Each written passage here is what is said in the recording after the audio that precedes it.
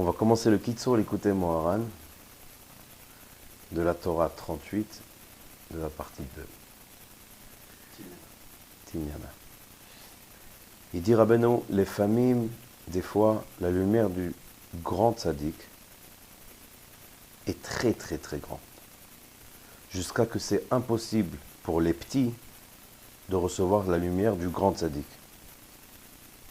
À l'endroit où le tzaddik se situe et cause de la lumière qui est autour de lui.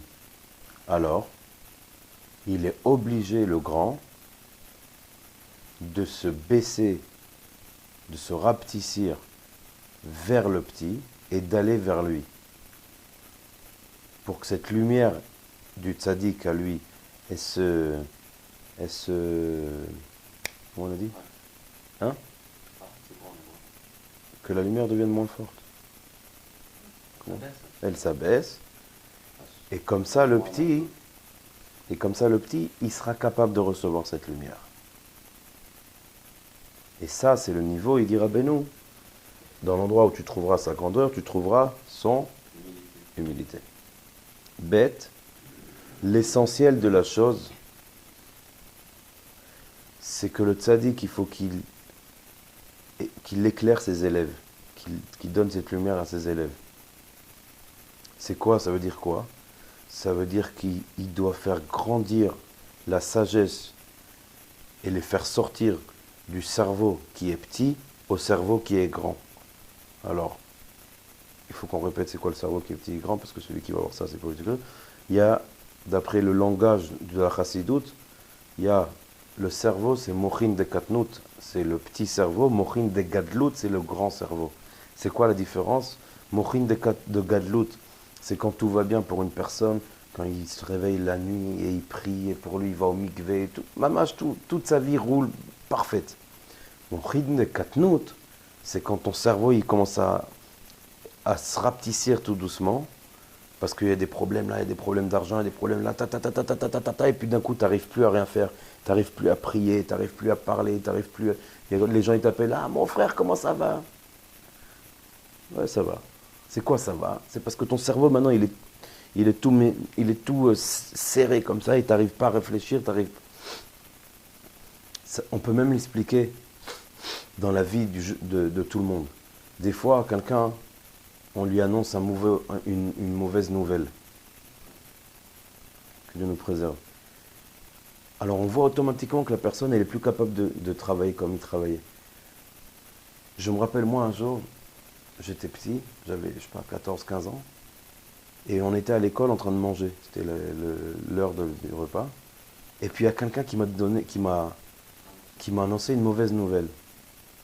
J'étais plus capable de manger, non, j'avais vraiment faim. C'est-à-dire, on venait de commencer, il y avait des chips, allez, Shiva et tout. J'étais plus capable de manger, j'étais plus capable de réfléchir, je pensais qu'à ça. C'est quoi ça maintenant ?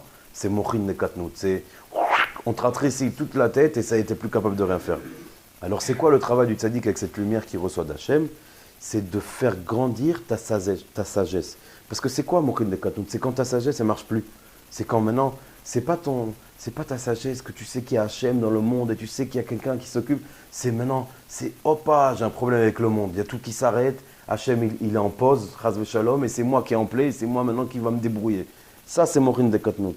Et le tzaddik, son travail, c'est de te donner cette lumière, et avec cette lumière, de te donner la sagesse de comprendre que ça ne marche pas comme ça. Maintenant, c'est sûr que ça va toujours. Ça, c'est un jeu.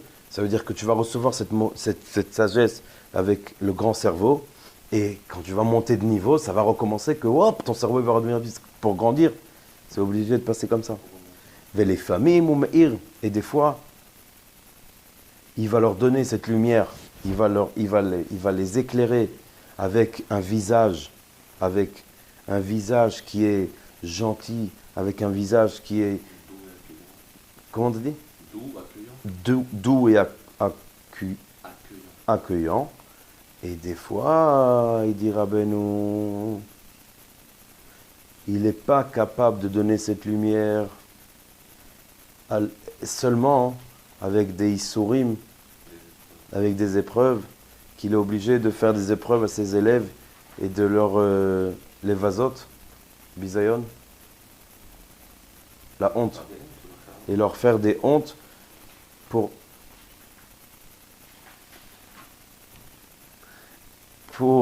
les annuler, et quand eux ils vont s'annuler, ils seront capables de recevoir cette lumière. Il dit que dans Gimel, ce que le tzaddik des fois il est obligé de s'annuler lui, de sa grandeur et de sa lumière pour aller vers le petit, ça, tout ça, c'est seulement pour un moment. Et après, lui, le grand, il va revenir dans sa place et il va reprendre cette lumière. Mais quand lui va descendre de sa grandeur, alors il va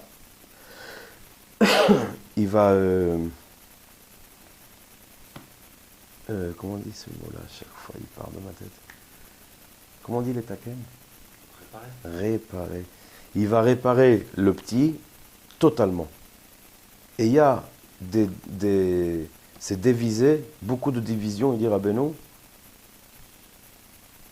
dans Binyan Akatnut Vachna Tagadol, dans le sujet de comment le tzaddik il va descendre et comment il va baisser sa lumière, ou de chaque personne vers personne. C'est-à-dire ça dépend devant quel katan il va aller, pour que le tzaddik puisse lui donner sa lumière et pour que toi tu sois capable de recevoir la lumière. Parce que des fois, si maintenant il va venir vers toi, comme tu es un grand, il va faire comme ça, il va descendre un tout petit peu et tu vas... Mais moi, quand il va venir à voir à moi, ça va être un gros bahaya. Alors il devra descendre beaucoup pour les taken il est gamré. Et des fois, il dit Rabbeinu, il est tellement bas, le petit, ou il est tellement petit, que le tzaddik, il est obligé de voyager vers cette personne-là. Et c'est pour ça qu'on voit des fois que le tzaddik, il voyage vers des élèves.